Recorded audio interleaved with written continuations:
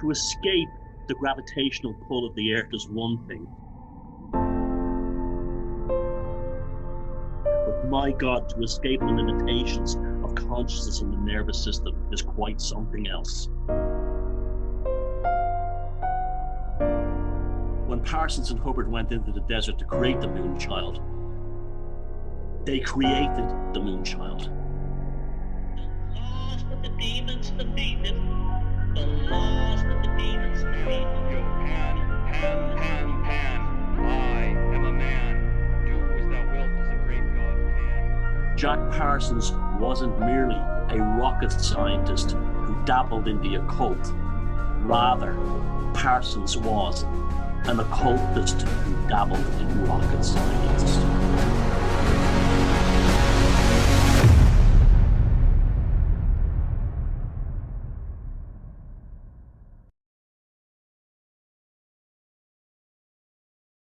Morning, Thomas.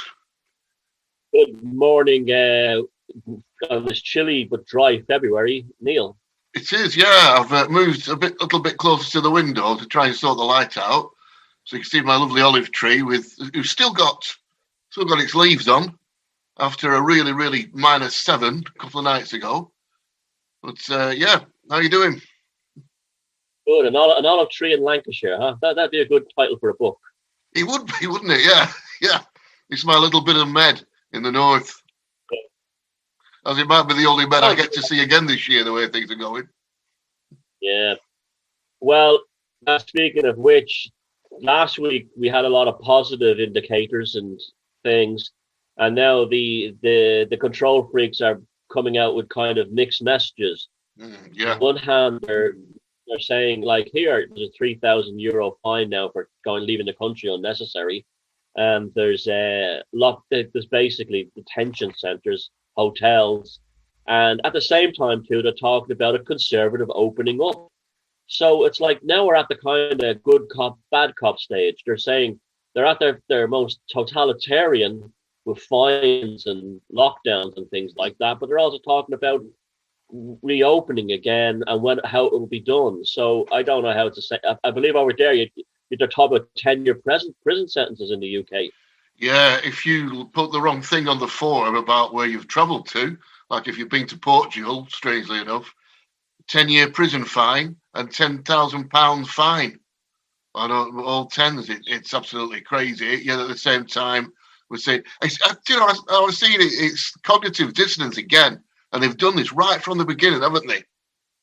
You remember Johnson was, if you want to stay in, then go out. If you do want to catch a bus, then ride your bike. And everybody's going, the guy's idiot. But it was pure programming, creating confusion and cognitive dissonance. The same now. Oh, yeah. Gaslighting to destroy people's minds. War is strength, freedom is slavery, ignorance is knowledge. The whole thing. I'm seeing that constantly all the time. It's got quite frightening around here now. The town is a ghost town. And I can see over the countryside from the top of my house, and I can see all the lights in the countryside. And at night, half the lights are now switched off. You see, when you go into town, there's fewer and fewer people at the shops. There's fewer and fewer cars on the road. It's really spooky and weird. It's like people are vanishing or something. It's you see people trying to put a healthy spin on it. Oh, they're at home and they're discovering a better way to live and stuff, and a more relaxed stuff. No, they're at home. They're at home either half dead or wishing they were dead. That's what's really going on. There's no positive way to spin this. None. And then they're saying, oh, they're all out in the countryside walking. No, I live in the countryside. There's no one around. And the weather's good. It's perfect hiking weather at the moment here, and has been for the last week. There's nobody about. There's no one. And it's loads of people have just fallen into themselves and into a kind of a weird. There's no spirit of the Blitz thing going on, romantic thing to look at. It's an absolute. It's like an entire world other than. Well, I know in some countries, like places like Florida, they're all opened up and normal, but it's like it's horrible. It's just horrible, and there's no romantic or spiritual way of spinning it. This is awful what's going on, and I'm quite angry about it today. I was angry about it yesterday because when I went to the town yesterday and this morning, there was nobody. There people are dissolving, and that's not good. It isn't good at all. I mean, it's all the great reset thing, isn't it? Oh, we can all start a new life. Look how fantastic. There's no planes, there's no cars. We could all breathe as if we weren't breathing anyway. And Yeah. Gates has just brought out a new book, hasn't he? How to Live in a New Age or something like that. I can't remember the title of it. It just repulsed me so much. But it seems strange that it's now that he's brought it out. It's as if this is now ending. Oh yeah. And we're bringing in the next thing now. You know, it's. But I certainly If won't you go be on, reading. speaking of them and they're locking us down, if you go on to Flight Tracker 24 or one of those trackers, those aircraft tracking sites, oh, the skies are still full of private jets. And I'll bet. Yeah. you know who's on those private jets? Yeah, the same politicians, celebrities, and people with loads of money who can lock us down, who don't bother getting on an airline flight. No, they'll just get a private jet, their own private jet, and go on holiday as they please, while telling the rest of us to stay at home and stay safe. Just like the rest, just like they do with the global warming thing. They tell us that we shouldn't go on foreign holidays, and they have private jets to fly their guitars over to this kind of thing, to the recording studio. It is exactly the same thing, isn't it? I thought that they want it all for themselves. It's difficult now. Sorry. It's almost like the hypocrisy. It's almost like the hypocrisy of the global warming crowd. It was the same thing, though, isn't it? A test run for this. If we can get away with flying around in private jets and getting all those idiots to feel guilty about flying once a year on a holiday on Ryanair, what else can we get away with? And it's like a wife beater, incrementally getting worse every day. And we're like a battered woman society. That's what we're like. We just said, we'll give you a little bit back if you behave, and they'll take it away again. But it's so difficult to read now. I kind of think it's, on the whole, positive, and the way that it seems that they have to give concessions now. When they can't, not in the summer anyway, because I know it's all a lie with all the tests and everything, but when there's nobody ill at all, it's making it very, very difficult. But like I said, there's still going to cognitive dissonance. They're saying, we're going to let you out, off you go, you can get on with it now. But on the other hand, there's all these new variants. We'll let you out when everybody over 50, whenever everybody over 70 is vaccinated. Oh, no, it has to be everybody over 50. It's that backwards and forwards again. And I am just tired of it. It's cognitive dissonance. They don't seem to be able to stop with this injection of fear, playing with your head and filling the void that it makes with whatever they want to feed in there. And Florida, which probably has more old people than anywhere else on Earth, is all opened up and running, and life is normal. How come everyone's not dropping dead in Florida? But if you ever see that on the news, else on the news, Florida is opened up. You know, I think about why he's not nearly dropping dead. I worked in a prison on the medical side for, well, off and on with psychiatric units for 14 years. And I know how impacted those places are to a cell. So how come all the prisoners aren't dead? You don't even hear a word of it on all the prison officers. Yeah, that is like 2,000 people squashed in to one little area. You never hear a word about them dying, do you? Right. No. And they're all, yeah, I know. We could talk about this forever. All we can really do is monitor to see how it can be done, what happens that it can affect us personally or people like us. Because right now, I don't know what news to expect tomorrow when I switch it on. You just don't know which way they're going to swing, do you? I had to cancel. I had a tour at the beginning of April to Ireland. It was a private tour for two couples, and of course I've just cancelled that. I'll put it back to September, and I have another one at the end of April. And I'm not thinking that Ireland. I thought with the travel agreement we have that they might have allowed that, but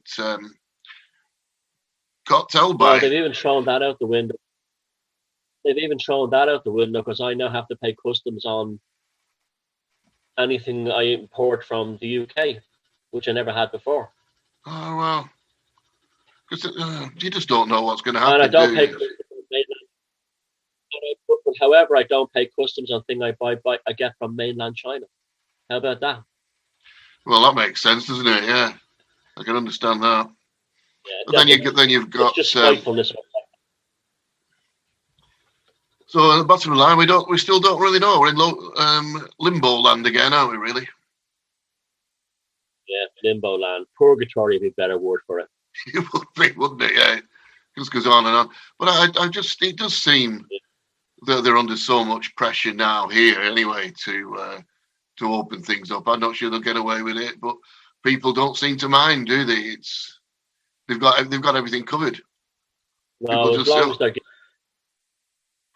as they're getting their money and they have their net, don't care. Yeah, beat me more. Anyway, so that's cheered us up. It's your week. The real world and back into the real world. Yeah, it's on my channel this week. If you're new to these chats, subscribe to both channels, Neil McDonald and Thomas Sheridan, and subscribe to the playlists on both channels, because we hopscotch between each episode so that you won't miss anything. Click the notify button and share. It's been getting a lot of shares, so that's great. Click the notification bell and click subscribe to both playlists on both channels. Very important, because that way you won't miss an episode. Now, today's card in the tarot that we're covering is perhaps the most misunderstood, next to death, the most misunderstood card in the tarot, and that's the Lovers card, right, in the tarot. Now, the most misunderstood card, and this is the classical, as I said, the classical Italian one, and this is the pagan or heathen otherworld one, and they're quite well done for different reasons. There's the Rider-Waite one. Now, the Lovers card, yeah, and the Rider-Waite one I love the Rider-Waite one. It's one of the better cards in that. Beautiful, isn't it? Now, the Lovers card is highly misunderstood. It's automatically assumed that it's to do with romance and love and, union and couples. No, that's the Two of Cups is really about that. What the Lover's card is about is the hero's or the fool's journey, and he's come to the first major decision that he has to face in his life, that he has to be not as one, but as a community, or to know that he's part of a connection to somebody else. This is the resolution of things. The first time he has to amalgamate things into his psyche. Now, before that, he had his mother, who was unconditional love, and he had his father, who was unconditional love. But now he's having to exchange his love for his mother. So we have an Oedipus kind of aspect to this, for his love for someone else, another woman. Now, this is symbolic now. This is not necessarily romantic love. This is a symbolic thing. And therefore, his choices are now based upon strong aspects. There's things here. These are hard choices. Giving up. This is the first experience of pain and hurt. And you'll see in this version of the card, you have the king, the two lovers, and above them is Cupid or Psyche with the bow, the bow of Cupid.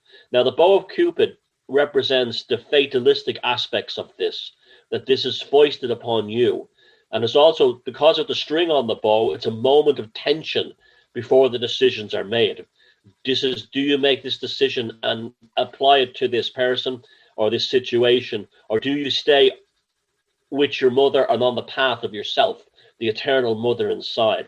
Very powerful stuff. It's also about the union of the anima and the animus, the union of the male and the female aspects of the person. So it's a very much a card about coming up to the kind of the psychic puberty.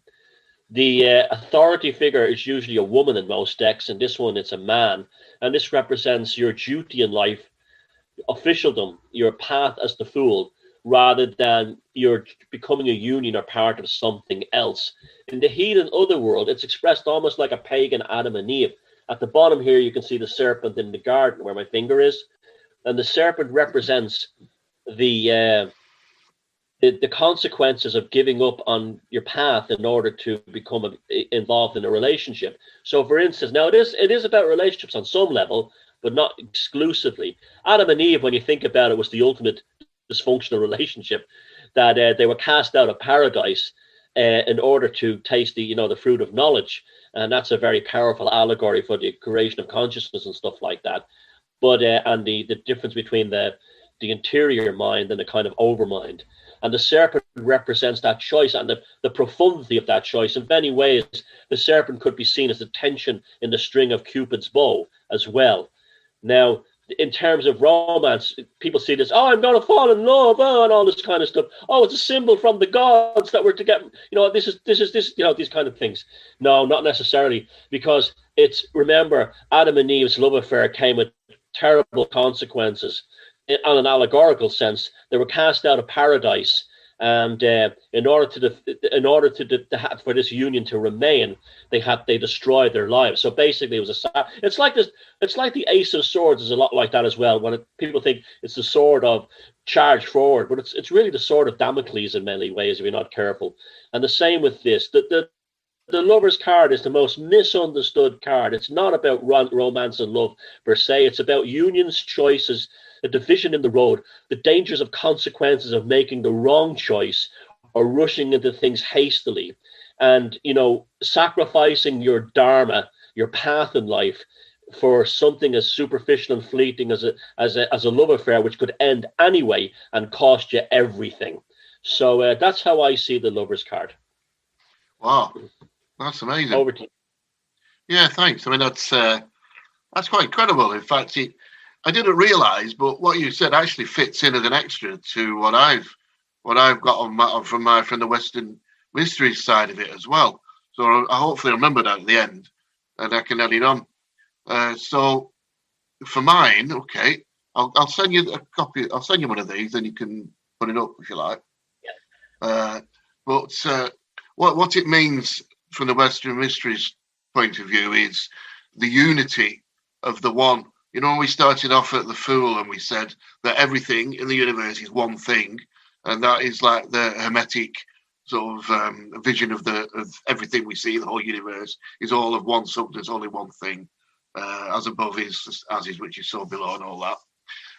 So what we did, though, we went through our process of the Fool's journey. We separated everything into three: superconsciousness, self-consciousness, and subconsciousness, and the power to perceive differences was at the self-conscious level. Okay, so that is what we're doing here. We're bringing everything back into one again.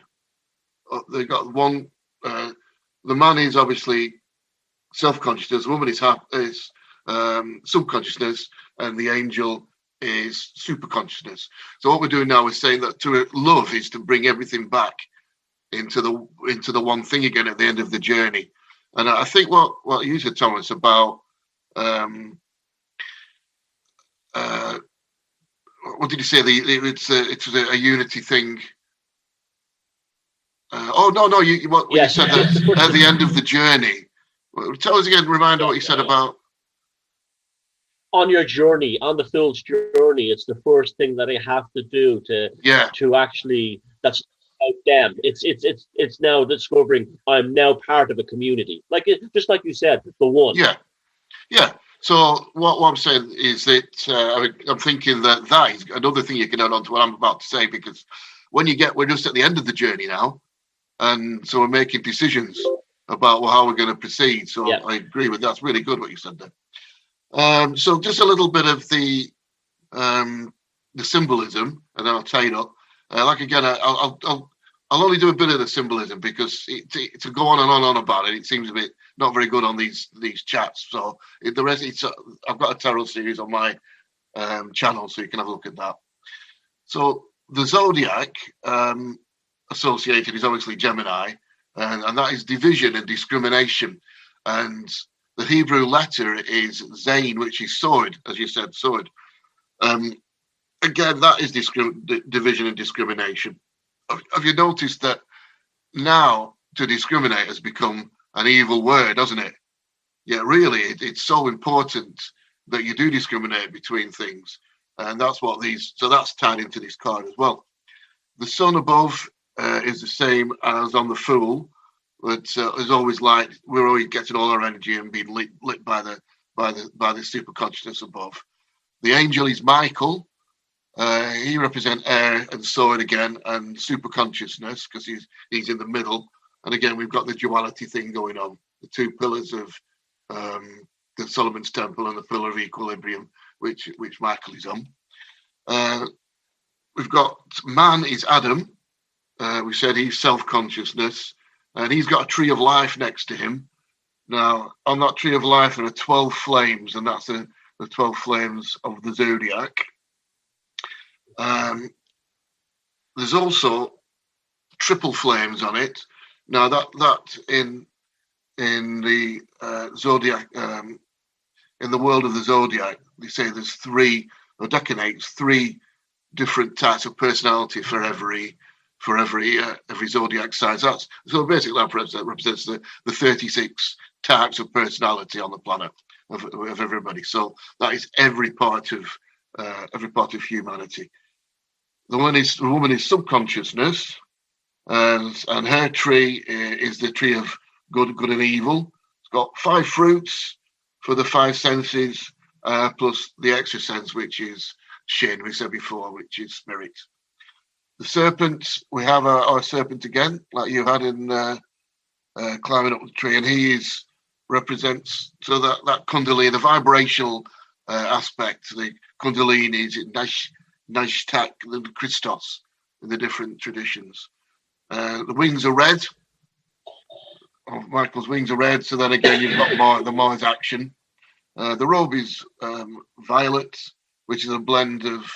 So we've got a blend of red, desire, and blue, which is subconsciousness. And there's a mountain in the background, and that mountain is where the fool stands, and also the hermit, where he shines his light down at the end of the journey. So that represents the journey. So what does it all mean? Well, man is, like we said, the man is looking at the woman, and the woman is looking at the angel. So what we're saying there is that the only way that we can interact with the superconscious forces is through subconsciousness. Now the angel holds out his hands, you see, so he's sending down both sides of that creation is both sides of the duality, and he's the one that sends down the duality from above. So the lovers, the card in itself, like I said, is the union of all this, the union of the opposites. It's equilibrium, and it's the harmonious relationship between the factors of our personal trinity.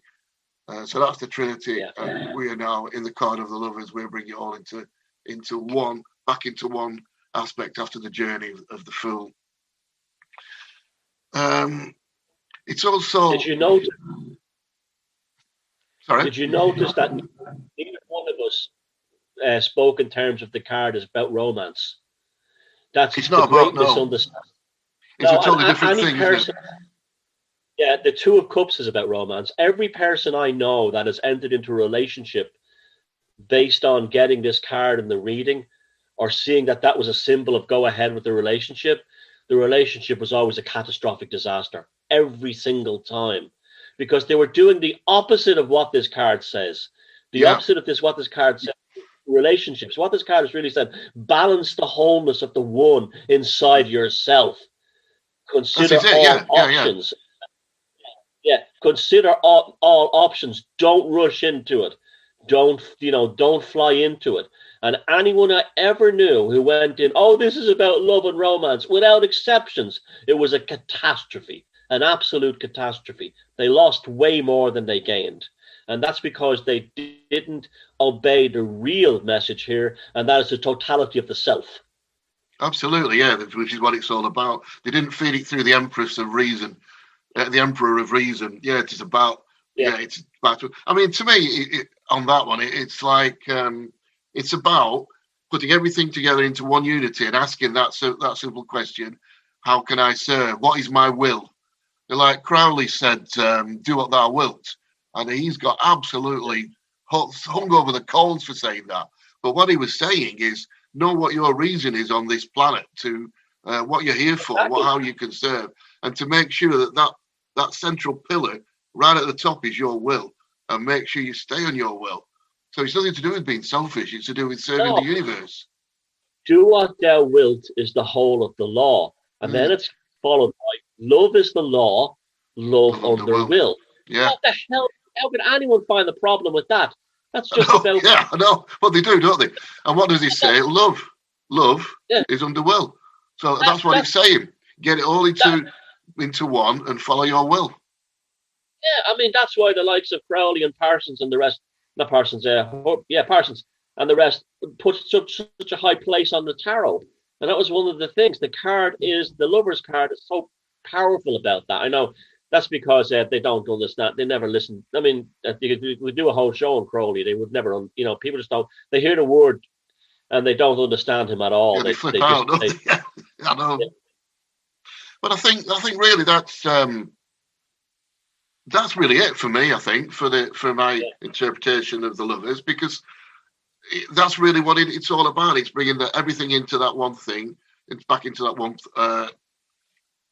one being that we started with, and following using throwing your will in there, find out where you're supposed to be in the world, and getting on with that. Really, try and keep on that line. Making the correct choices and unifying opposites, the anima and the animus, the exterior and the interior, the lower poles of cognition and the supercognition, and all this, bringing them all together. And now, and from that experience, being ready to go through the next stage of the journey, understanding that it's not just about you. In fact, in Hindu and Vedic philosophy, when you said earlier on that it's a good thing to discriminate, there's a belief within Hindu and Vedic philosophy that discrimination itself is the key to unifying. Because once you understand how all the different, it's like a jigsaw puzzle. Once you know where all the pieces are, you put them all together, and you get a full. You solve the puzzle. Well, the world is the same. The universe is the same. You find and discriminate those individual pieces, and then you start building the jigsaw. I mean, there's a thing like I am you. That's why you've got the Hebrew letter is Zain, which is sword. Because to get to that point of love, you have to first separate before you can bring everything together into one whole. I agree. So that's for everybody. That's the lesson with the lover's card. Don't make the fatal mistake that it's about a romance or a love affair, or meeting your soulmate or a partner. In fact, in most cases that's a catastrophe. Its real thing is about you get your own ass together, and then you might be ready for moving on. It's also about like when someone gets into a relationship, they can be incredibly inconsiderate of others. That's a big thing as well. And they can, like, a girl can say to her father, "Oh, I don't care what my parents say," and they could really hurt their parents. "I'm in love," and then she runs off and makes a terrible mistake by being with some guy who's an idiot or something like that. When the resolution of the two holes, like you said, is when she comes back to her parents and her father says, "I understand, you made a mistake. I understand life, and I'm here for you as your father or your mother again." In fact, I watched The Color Purple yesterday, the movie, and I just love that movie. And at the very end, the whole movie resolves around this woman who's like a cabaret singer, and she's like the town pump, as they used to say, and she's been around the block, she's done it all. But at the very end of the film, during a song, she reunites with her father. And that's very much the lesson of the lover's card, that you learn and develop maturity. So when others make mistakes, you can welcome them back as your own child or whatever, and this kind of thing. And there's a beautiful message in that, but it has nothing to do with romance. We both agree with that. No. That's right. Yeah. Perfect. Cool. Yeah. We've covered that. There's plenty of food for thought there. Now, Neil and I said this week, Neil and I would skip, not including that mini review of The Color Purple I just gave, but Neil and I would skip the movie part this week just for a break, just to break things up. And instead, we would pick a book that inspired us in our interest in megaliths and all that kind of thing, and a book that maybe we were already into this stuff, but in my case, the book I'm going to talk about reignited my passion. And but I want, because I went first with the tarot card, I'll let Neil go first on the book thing right now. So tell us about a book that did it for you, Neil. Well, I've misbehaved a bit, really, because do you remember I've ended up getting. I started reading one book and it made me onto another one, and it became a kind of a thought process. Because remember last week we were going to talk about the division, alignments and how they, what's good about them, what's bad about them, and how they work, all that sort of thing. So I started looking into that, really. So I thought it was more of a discussion, really, because I looked into some of. There are different types of alignments, aren't we? The ones that seem to sign to the sun. Then there's the ley line thing and the energy line thing, and I think there's a lot of misunderstanding between of what they are. So I flipped over again the Watkins straight track. Because I couldn't. I've lost my copy of it, so I got it online and I read it online again. I flipped through it, really, because that is the beginning of all this. He wrote it in 1925, so it was in the 1920s that he was going around looking at all these things, and it all got confused later on. Do you know when have you had, the Sun and the Serpent? Yeah, have you come across that got one? it.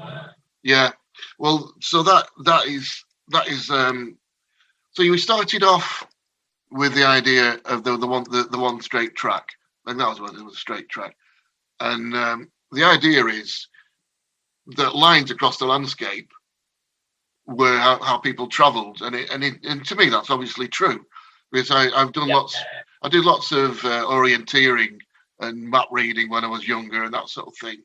And and there you would say, well, you're going to go particularly due north. So if you look, there's a mountain peak there which is just off. So get to that mountain peak, then look for the next one, and next one, and next one, and you end up with pretty much a straight track across the landscape.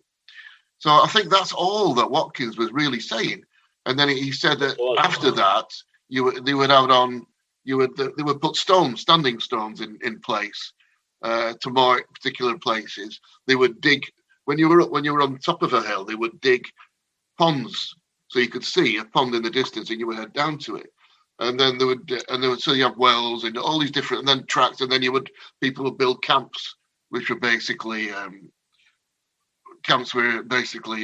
little like villages before villages, and then they became Iron Age hill forts later on. But all he was saying was that, really, and it was a beautiful book. It was great to go through it again. And it's true, you can't deny that that's how people got across the landscape. But in the 60s, things changed because the New Age religion was given to us, basically, and it was a bit of a psyop, as you'll probably agree. And they ended up with dowsing. Now, dowsing is all well and good. I do dowsing, it works, but it kind of took over, because I've had this conversation with so many people on my tours. When they say, oh, this is a ley line. Well, do you mean it's between 2 points? No, you can feel the energy from the ground. Well, that's not a ley line. A ley line is just a path. It's the old straight track. Yeah. But so now it can be, I agree, that if people with the spirit of a person of thousands of years of people walking over one track, then you can probably douse that. But I don't think that was why it was there. I get myself in trouble saying this because people disagree with me, because the dowsing thing has become massive, Yeah. So you end up with things like The Sun and the Serpent, which is fantastic. And I've watched a film of Paul Broadhurst and Hamish Miller, who recently died, unfortunately. But he just had one dowsing rod, and he followed it across the country, and it did. There's no two ways about it. He followed some sort of line. I don't know how that works, but it isn't a ley line. It's an energy line of some sort. So that's the two sorts of lines.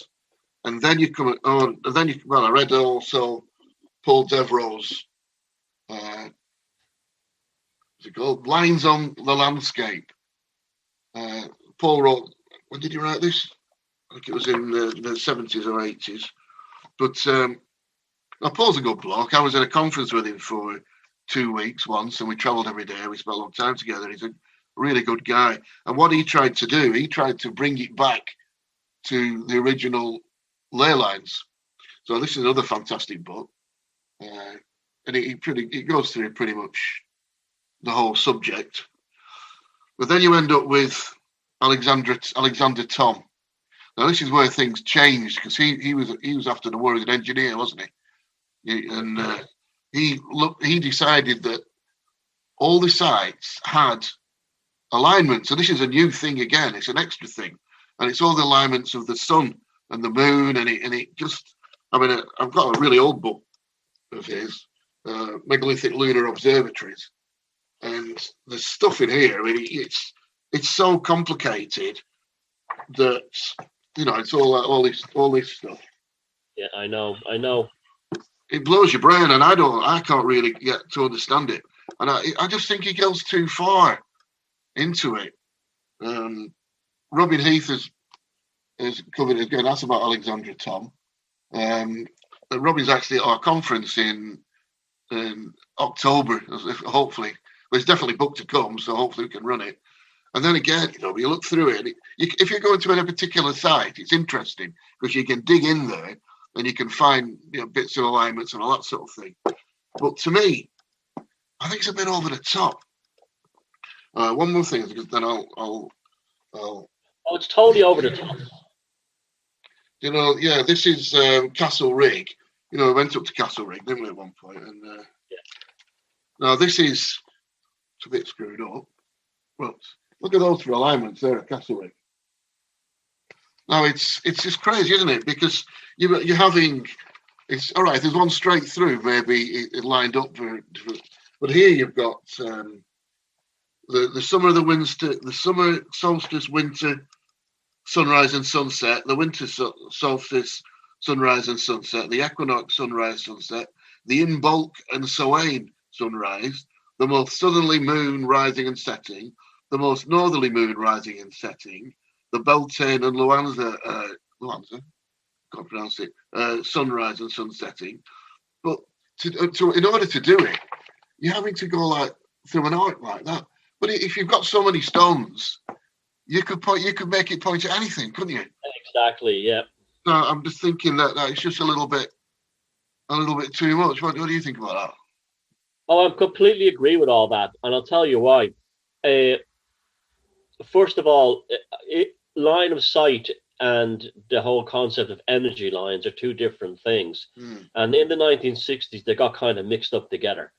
Watkins with the old straight path was only really talking about navigation across the landscape using line of sight objects, hills, things like Old Sarum, to Stonehenge and so on. And if you look at animals, when I fly my drone up over the fields when the grass is high, you can see the animals all make dead straight line. The foxes, the deers, and the badgers, they make straight lines through different geographic things. It might be a crossing of a stream or a hole in a hedgerow, but they go on dead straight lines as well. So it's a natural thing for humans and animals to do that. Also, when you think about early humans, it would not have been safe meandering across the countryside. It would be much safer to stay on a path where it was safe and you knew the direction and get you there the quickest point before wolves ate you and things like that. So yeah, so I thought Watkins' book is beautiful, and it was one of those kind of like explosions, like Carl Jung's, synchronicity that answered a mystery to the world or to the landscape. It was one of those beautiful books that opened up a mystery and answered a mystery and kind of thing. And you're right, from the 60s on, it turned into a catastrophe. It turned into an awful mess. Especially when they became obsessed with Stonehenge. You see, it's very easy to make Stonehenge fit with everything because it's so there, So any stone will fit with just about anything you want, depending where you're standing in the center or what part of the center. And so that was just very convenient. Then you have this kind of Freemasonic obsession with the sites where they turned them into like sidereal calendars and stuff like this, and yet looking for pi. Oh, the ancients discovered pi. The ancients existed long before ancient Greece. They did not belong for Protagoras. They had no interest in pi. And this whole thing of a megalithic yard, there's no these people were organic in how they dealt with the landscape. They were not quantifying or measuring the landscape like in a kind of a Freemasonic, Pythagorean kind of way. They worked with the landscape, so therefore they weren't imposing measurement upon it. What they were imposing, they weren't imposing anything, but they were augmenting what was already there. And you will find that just like we find the remains of wooden structures at sites, at stone circles that were previous to the stone circle, that we find the post holes and things like that. You would have found that the original people before that, the site would have been sacred in the middle of a forest, or for some other reason it was a sacred spot that the ancients picked, and it was just built upon and built upon. Now, whenever I go in the world and I see a stone circle and somebody says to me, what's this aligned to, or a stone or something, the first thing I look for is an old church or a hill, because that's what it'll be aligned with. Not, this idea, the quarter equinox sunrise on, some morning at 4 a.m. at this time of year, if you're standing in this particular site. No, it's aligned with the geographic or an old church that was built on top of another site. I always look for the old church spire or something like a hill fort, something like that. That's what it's about. Yeah. And it's not just the church. The church is part of it. And you go, what's that stone circle down near Bristol? Stanton Drew. Yeah. That's got a church right, very prominent church next to it, old church next to it. And that's a classic example of how there were augmentation of new tradition, and upon these ancient paths and ancient sites. And I think it's very important, extremely important, that people make this distinction that these were not machines to measure the earth or measure the stars. Now, yes, of course, some of them do have alignments. Absolutely, there's no doubt about that. Particularly any kind of chambered tomb, or passageway or mound with a passage always seems to face some kind of alignment, but that's just one alignment. It's not multiple alignments where you go this, that way. That may have been to an ancient belief of capturing the power of a rising sun or a rising moon. Churches do the same thing, don't they? Star, a symbolic thing, but but the stone circles. I mean, that Standing with Stones documentary, I thought was very good. How he started it by saying you can align up anything with anything, and he was right. Yeah. And that's one of the best things about the documentary, is that opening, because it really immediately it switches that part of your brain off. He's not going to be traveling around the UK and Ireland looking for calendars or Pythagoras's theorem and things like that, nonsense like this. So I don't what happened in the 60s was kind of very although it made people focused on megaliths, it was very damaging in some ways, because it took the mystery of the landscape and the sort of like the ambiance of the location out of the factor, and started hooking it into stars and moons and this and pi and things like this. And that's why that book by that guy who was in the military person, and you find that Alexander Tom. You find that a lot. Even Callahan, who did the book on the Round Towers of Ireland, he was an Irish American top engineer in the U.S. military, and he did some great work, and I'm sure that guy did too as well. But then it goes too, like I said, it goes too far. It goes too far. Like the first thing people think of the Round Towers of Ireland is, okay, they're probably all line of sight, that if you lit a fire in the top, you could see one from the other. But some of them are built in deep valleys, with high mountains around them. They wouldn't have seen anything outside them. So it's the eternal mystery of this stuff, that once more, why, but it definitely was not, and there's another thing too, is they started taking things like the old straight path, and then saying things like, the chakra of England, the chakra of the world, and all this stuff. Glastonbury is the hard chakra. It goes too far. Where did you get that from? These people didn't believe. These people didn't believe in chakras. They didn't know. They didn't even know India existed. It's like stop it. It's everything is local. I always say to people, everything is local. It's a localized thing. When I say local, I mean across the landscape of a particular region. It's not, that, Newgrange connects with some place in China. It's not like that at all. And you see an awful lot of stuff now. And if you draw the flower of life around the earth, it connects all these and all this kind of thing. No, It doesn't work like that. It's in regions. And this is what's important, because then you start, and I think when you understand that it's regional, and a classic one is the Avebury landscape in England. That's a region. That's a local region. But when you understand the connection between Avebury, Silbury Hill, and West Kennet Longbarrow, it's suddenly a very powerful, magical thing. You suddenly, wow, this is truly what they call a sacred landscape. And that's when the magic comes in, when it's regionalized, not when it's internationalized.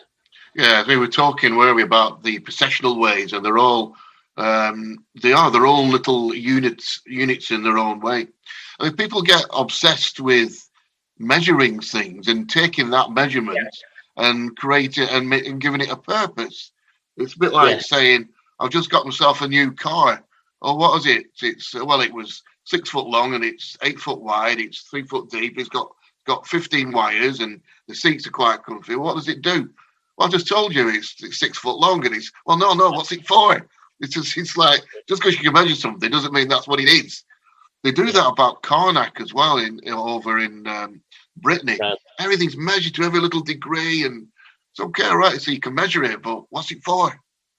I mean, and then the other thing Watkins does, which is fantastic, is he takes it from that original step of people walking across finding their way across landscapes, and he shows how it develops over the centuries and the thousands, over the millennia, really.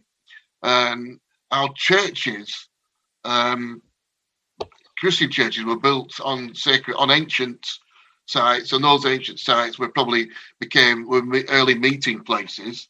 I scribbled something down that he wrote. It was on. It was a letter in 601 AD from Pope Gregory to Abbot Mellitus. It says, can't read the first word I've written, can you believe that? Pagan temples ought not to be destroyed, but purified and converted to churches. Then that was in Bede's I can't read the word. And then Johnson Byways in British Archaeology found a quote. It's on record that Patrick Bishop of the Hebrides desired Aureligus to build a church wherever he found the upright stone menus. So that's like a development. It just proves, isn't it? And we know anyway, because we can see it right across the landscape, that churches were built on top of the ancient sites. So it's like you say, it's a continuation that we see, and things continued over the years. And then as little towns built, you didn't need a straight track anymore, because obviously you would take a straight road, wouldn't you? If you're going to go between A and B, why would you go anywhere else on the way? But then as little villages start, they said the reason for the straight track disappeared, because now you have a proper road, and the Romans came, they built roads, and continuous on from that. So alignments. Like the landscape around Glastonbury is completely fake. That's not how that should look. That was all drained with massive canal systems and massive drainage and land reclamations, projects. People go to Glastonbury and they travel around those Somerset and all those places, and they think it's always looked like that. No, it was a gigantic marshland and water. Yeah, well, it was. That was all. That was like Holland. It was all drained and reclaimed. And so when people say, "Oh, this is a sacred landscape of Arthur," I says, "Yeah, he would have been drowned in a swamp." This kind of thing. Yeah, that's why they got like Glastonbury Tor, and there's the Bishop's Mump. Is it Bishop's Mump? They would have been sticking out of the water. So you would sail to them. You wouldn't walk to them. You'd have rafts, and it would have been very dangerous for lots of reasons. There would have been every kind of snakes and everything in that water, and it's quicksand, and it would have been a very dangerous landscape. And that's why the Glastonbury Tor, places like that, would have been seen as great refuges, islands in the middle of a dangerous landscape. And that's how it became sanctified, because it was a place of safety and sanctuary, and literally became a sanctuary for the monks later on. Now, that brings us beautifully to my choice of a book. I picked one book, and you started off with, and we didn't talk about this beforehand, and we just said just pick a book, and like so many things we do on these talks, they synchronistically seem to just magically join up as if we're reading Yeah, each it other's. does. Yeah. And my one is a hard book to get, but if you can find a copy, I suggest everyone try and get it. The Re-enchanted Landscape by Rupert White. This came out a few years ago, and it reignited my reason why I'm interested in megaliths, magic, and mythology and ancient mysteries in terms of the location and the landscape, which is what I call the environomicon, that there's a magic or a mystery to a landscape. And this is not necessarily about megaliths, but a lot of it is. But it's basically about the landscape of Cornwall and how in the 1960s people were just drawn to it. And particularly artists. Now you said, like, what was the purpose of these megalithic sites? And you can say, oh, they were to measure things, they were to, do engineering and so on. But I think this book brings us more to what they were really about. They were to inspire creativity and imagination, wonder in the landscape. The mystery of the landscape became a creative force. And then starting in the late 1950s and early 60s, literally organically and by osmosis, all kinds of artists and misfits and proto-hippies, what you'd call beatniks and things like that, started finding themselves migrating to remote parts of Cornwall, usually where there was a megalith or something like that, and opening up a kind of a commune or a center or staying in someone's house. And these people having conversations, they would walk through the landscape silently, or just chat about a certain thing. And then back in the evening, go back to someone's house and talk about how they felt, what this means. Here's a picture I drew of it. What do you think that stone represented? So on. Very similar to what we were saying, what happens on tours, like this tour that we're doing in September. This is what happened to us. At the evening, you have these amazing conversations. And these people did that, and that became things like newsletters, magazines, all kinds of things relating to it. And from that, although you talk about, in the 1960s, there was it went a bit crazy. It went in one direction, and it got all about measurement and alignments. But that was only one part of the story. And unfortunately, that was the popular part of that story. The other side of the story is covered in this book by Rupert White called The Re-enchanted Landscape. It shows that these people, musicians, everything, they went into these places, and you see how it spawned the things like the music of Kate Bush and all, and the restoration of the folk music scene. Remember that band back in the 70s, Pentangle, and all those kinds of groups that came out of the kind of folky world, and the resurrection of things like mummers and all kinds of ancient festivals that were brought back by these people. And then they created museums, and where the locals had forgotten about their local heritage and how rich it was. You had people coming from places like London and moving down to Penzance and opening museums of, Cornish folklore. And suddenly these outsiders came in and told the people, look what you have. Look what you've forgotten. The same way you had like the way that the whole fairy fate thing in Ireland and the Gaelic League was resurrected by Anglo-Irish Protestants, people whose ancestors were from England. And they were the ones who gave back the culture of the Gaelic people back to themselves when it was almost forgotten in the late 1800s. A very similar kind of story. And reading this book, and if you can get a copy, keep it, read it, and treasure it. And what this did to me was this made me start to look. They even did a painting of the Maltese sites. Look. Oh, great! Look at this fat lady. And that's what when I go to megaliths, not only in England or Cornwall or on these islands, everywhere in the world, I carry this book inside me, and this has become a huge part. Like on my new blog, I wrote an essay about almost being consumed by a lake in New England during the winter. And how it dawned on me that the lake and the landscape were working together to actually capture me so it could eat me for nutrients. And that became, and that's where all the horror stories of New England come from. Stephen King, Lovecraft, Edgar Allan Poe, the Puritans' fear of the natural world that the Indians were surviving in.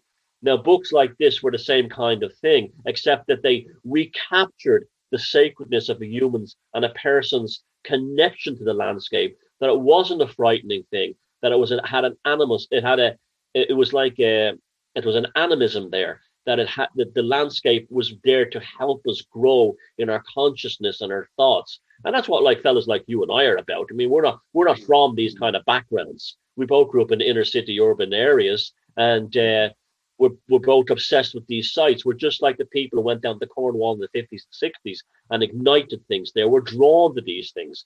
And it's almost like they say to the outsider, come in and re-sanctify this landscape through your art, through your engagement, that's why megaliths and stuff like that are for everybody's. Not just for your heritage. If your heritage has nothing to do with Celtic or anything, it doesn't matter. This is for you too, and that's what that's about. And if you can, the book, it's only published in limited runs. Unfortunately, he publishes it himself, and it's a shame, really. I don't know. Maybe maybe publishers picked it up since it came out. But the Re-enchanted Landscape by Rupert White, it made me.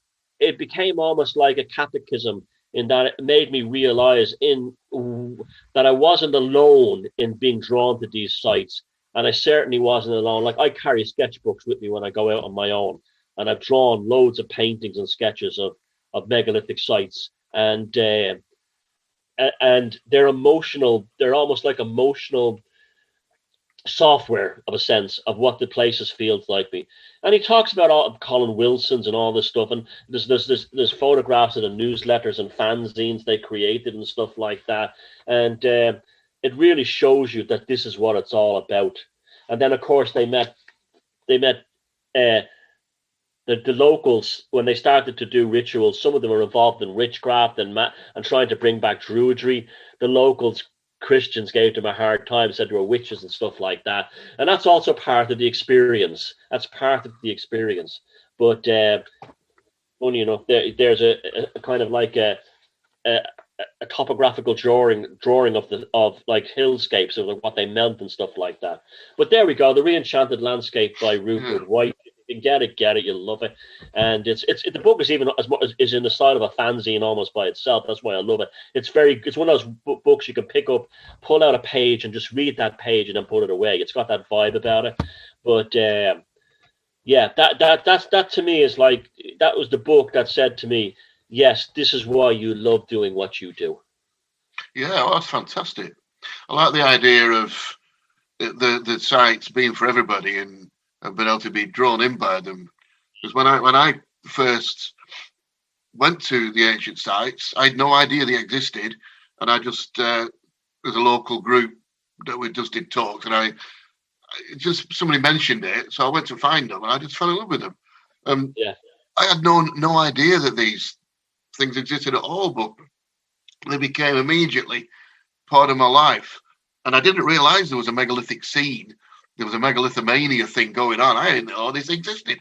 I heard about you doing his many years ago now, doing a conference down south. Went down to that, met a few people, and it was like a whole new thing. I didn't realize. I just started doing these tours totally independently. And then you talk about met Rupert, who's a really good mate, and Rupert Soskin, who did the Standing with Stones video.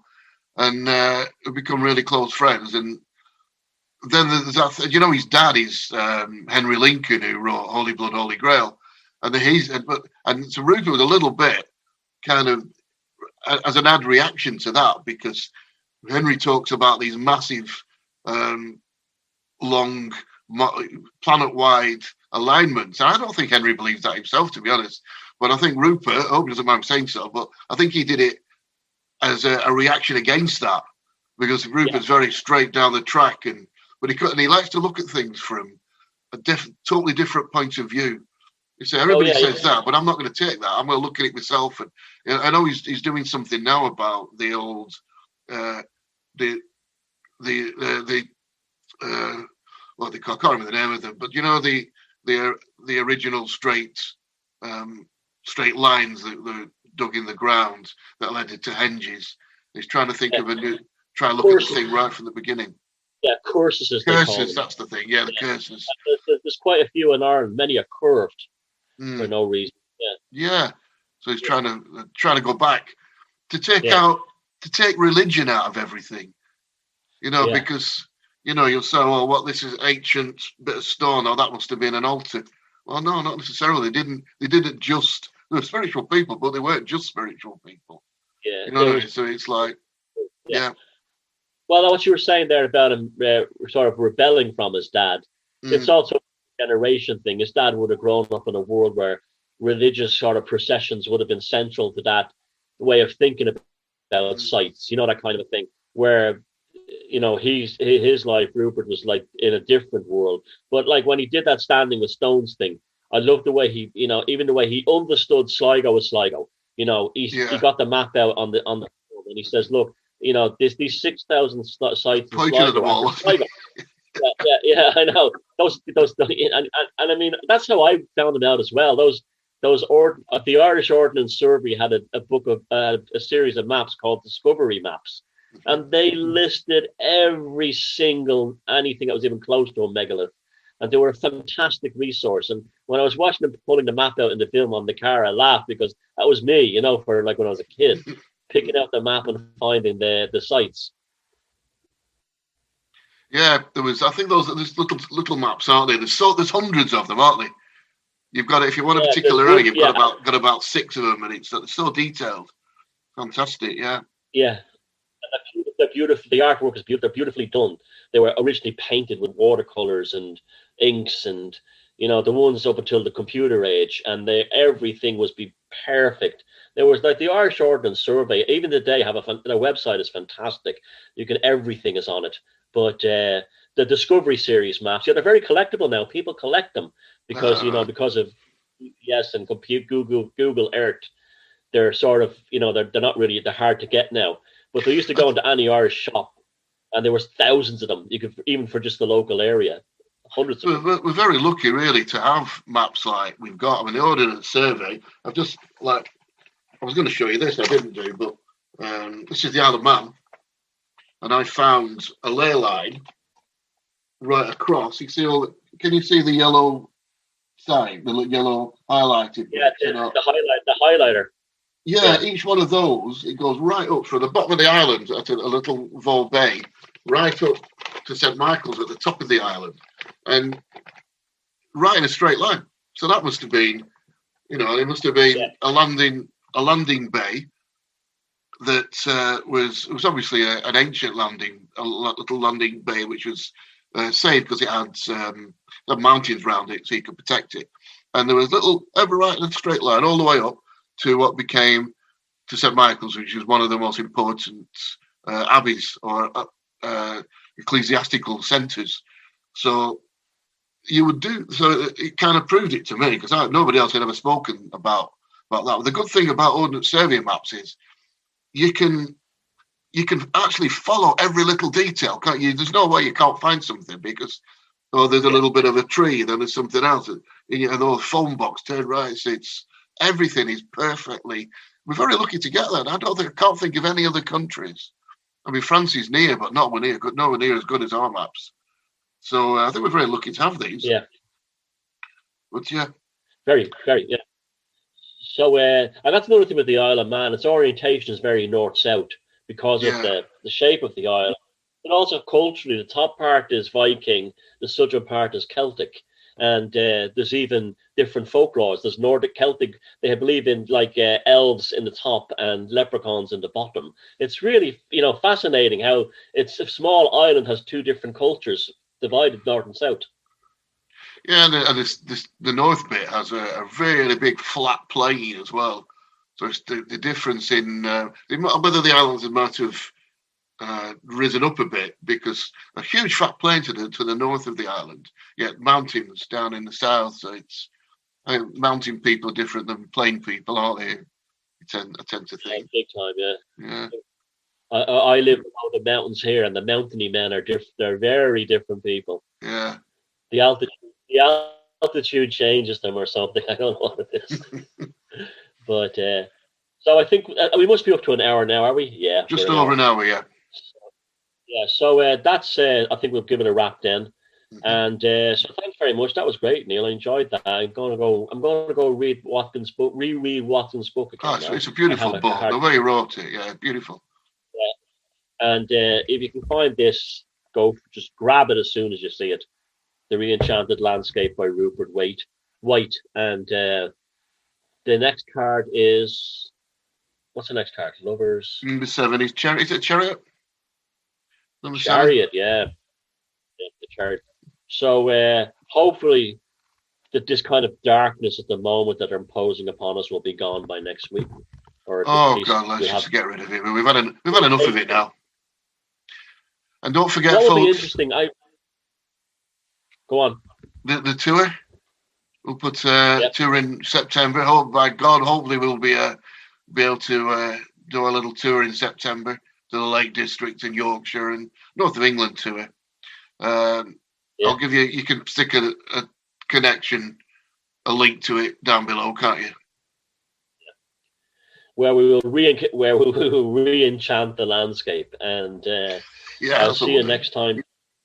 I'll see you. Because it has to be done after all this nonsense. So I'll see you next time, Neil. And take care, everybody, and yourself, and stay sane. Stay sane.